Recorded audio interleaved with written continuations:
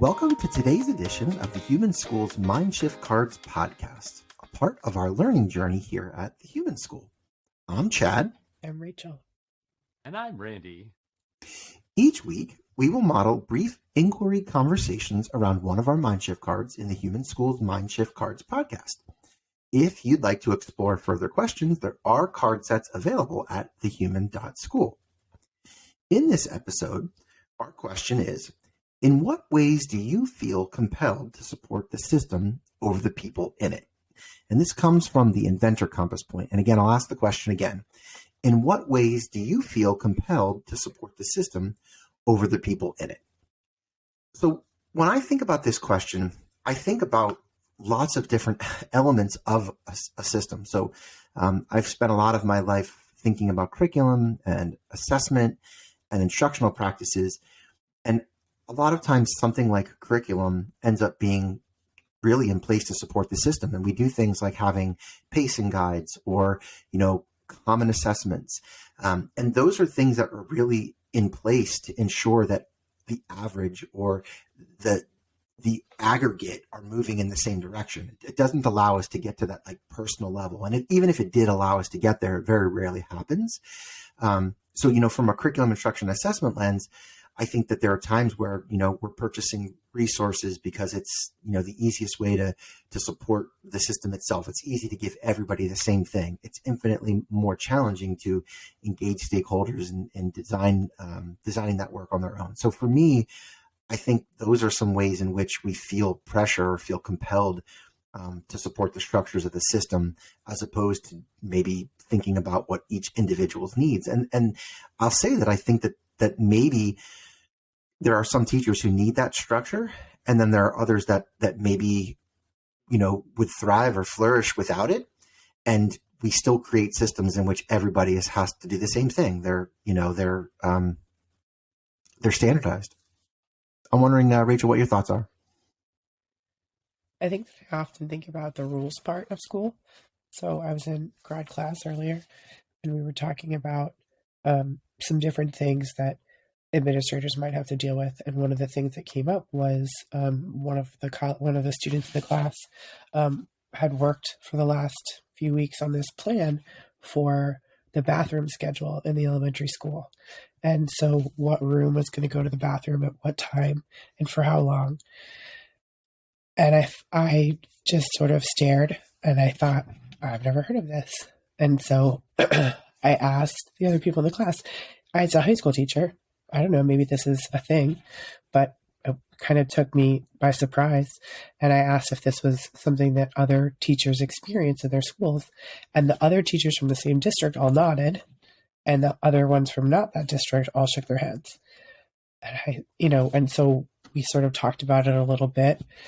And I expressed surprise. I said, people have to go to the bathroom at different times and at different rates. I don't understand how that works. And they're in elementary school, so they're 5, 6, 7, 8, 9. And they said, well, it's a safety issue. It's like, okay. But they have to go to the bathroom. And they're like, well, we want to try to maximize class time. And they're losing a lot of class minutes because they're taking advantage and they're playing or they're hanging out or they're destroying property. It's like that. So I found myself kind of thinking two things. So first, in that instance, we're thinking about the systemic issues, right? We're worried about destruction of property. We're worried about the idea of class time, but not necessarily what's happening in class at that time, and whether that's worthwhile or not. But there's this belief that they have to be in their seat in class.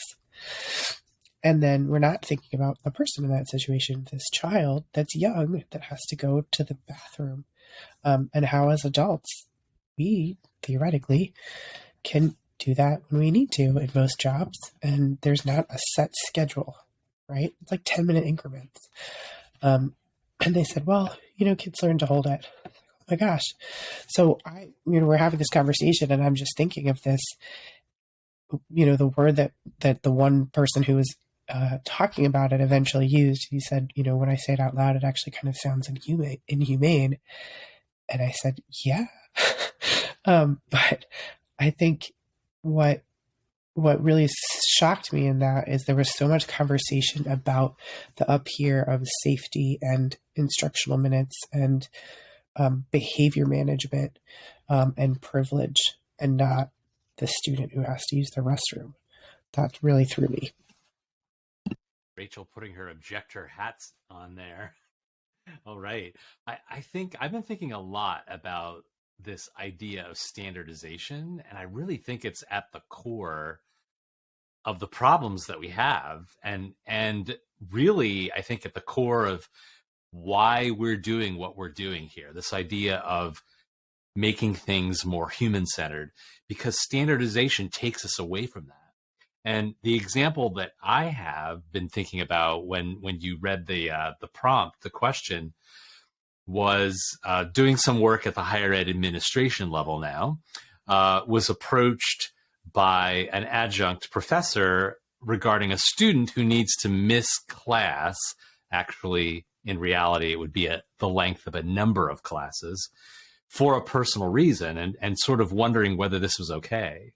And so in response, I put my human-centered lens on and be like, okay, I don't want to be the judge of whether that person has a legitimate reason or not. I'm just going to trust that they're coming forward and saying, I have this challenge. I'd like to do this thing to be with my child. It was an event that the child was involved in. And I need to miss class. If I do this, is that okay? What can I do? And so I think most people would probably say, well, no, the integrity of the course, commitment, you knew what the schedule was. There's no reason. The system needs to be preserved there. But we went the other way and basically said, like, adjunct, work with the student to make this work. What are the objectives of the course? What are the outcomes of the day? Ensure that the person can still meet those outcomes. And yes, it may be a little bit more work, but ultimately it's in the interest of the student, so that they can continue on their progress and taking whatever classes they need, and they wouldn't be like totally behind. So,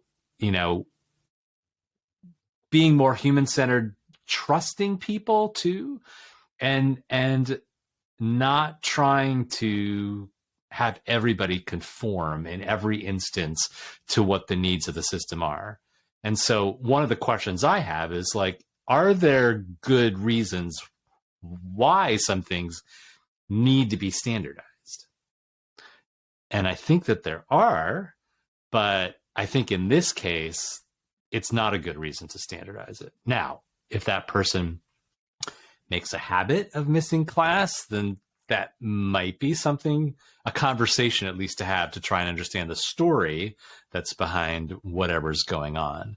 One of the things that I immediately was thinking about as you asked about when it might be appropriate for a thing to be standardized, I think it's interesting that we don't standardize mindsets or dispositions, or ways that we enroll others in work, but we do standardize the kind of technical, easy to implement, although never seem to get implemented well type things, because we don't standardize the mindsets or the cultural elements. And that doesn't, as I say it out loud, it feels a little bit icky because I hate to use the word standardization as it relates to mindsets. But, take, for example, a core value of we're going to use as much stakeholder input as we possibly can.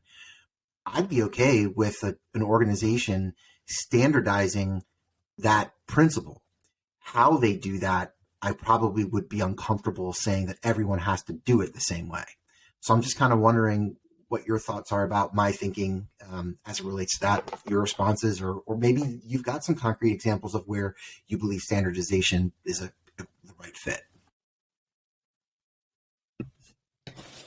I mean, I think, like what Randy said, I think that there are times that there's a standard or a standardization, but I think to me it's having the flexibility to kind of bend and flex outside of that. Like, to me, I think standardization and standard operating procedure is, one of the things that comes to mind is in situations where you're doing research and it has to be just so to kind of decide if you can replicate it in the same way. whether or not that's a good idea. I understand why that happens. The other thing I think is like our standards of work. Here are our expectations. Here are the things that are standard. And then outside of this, it's kind of like the sandbox conversation that we have. Like outside of this, there's some flexibility, or at least if you start here, after this, there's some flexibility. So to me, I feel like it's somewhere in the middle. I think often what I think about in these situations is where the system came from, like what begat the system in those areas. What was it about attendance that was such an issue that we decided that everybody had to attend every class? Or what was it about using the bathroom that was such an issue that we had to create a bathroom schedule? So thinking about, or even, when we think about course schedules, like why it was decided that everybody has to take math, science, social studies, and English for 4 years in high school. So thinking about how the system came to be is usually my question. I guess the thing that I would while I really appreciate your thinking on that, and it made me kind of think a little bit more deeply about it and for more consideration, I think the thing that my gut about that though is when we use phrase, like, again, I understand that there are places where standard operating procedures and they need to be in place, but I also wonder, is it part of our standard operating procedure to consistently review those through multiple stakeholder lenses, right? So like we can standardize the process of ensuring that people, the humans, are involved in that work. What I suspect happens with a lot of SOPs are they're in place, no one's supposed to question or challenge them, and they're in place forever. And then what happens is people come into the system, they have no context of why they're in place, but the system says we don't have time or space to consider or reconsider them. So there's like a nuance in that conversation. Like, yes, there's places where efficiency and having a practice in which we all flow through makes sense because it's what's best for the people. My suspicion is that in a lot of places, it's about what's best for the system, and we are not allowed to question or challenge or wonder or reinvent or redesign around it. So again, that's just my gut about it. Yeah, that's why I was asking that history question about the system. It's like, where did it come from? Why did we decide that this was what was best or what was supposed to happen? Because I think that oftentimes in those situations, we walk into something that has been fully formed and believe that that's just how it is. And we don't question, we don't object, we don't wonder, why did it become this way? And when we don't know why, then we can't kind of work around it, because oftentimes when you find out why, you realize, oh, well, it doesn't have to be like this anymore, or this doesn't even make any sense anymore. But it's living in that, house that you can't see outside of and thinking that this is just how it is. This conversation reminds me that standardization doesn't like deviations. It doesn't tolerate them. And in terms of a standard, we seem to be choosing standardization as the standard, as opposed to the deviations or the humanness. Because remember, humans are not standardized. The three of us are not the same. Yes, we happen to be humans, but other than that, we are very different. But standardization doesn't tolerate that difference. So our mind, we have been so entrenched in a system of standardization that has become the default to a lot of things, and we don't even necessarily realize that that's the default.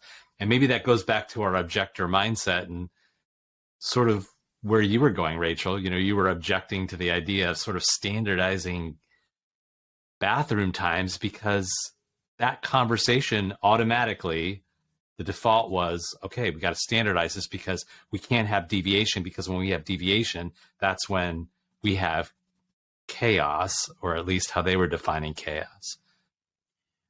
So I'll kind of close with the curiosity that I have, the question that I've been thinking about, which is, could we generate a list? And we don't have to do this right now. I'm going to kind of ask this of those who are listening, but what are the parts of the system that are standardized that we might start to reconsider or object to?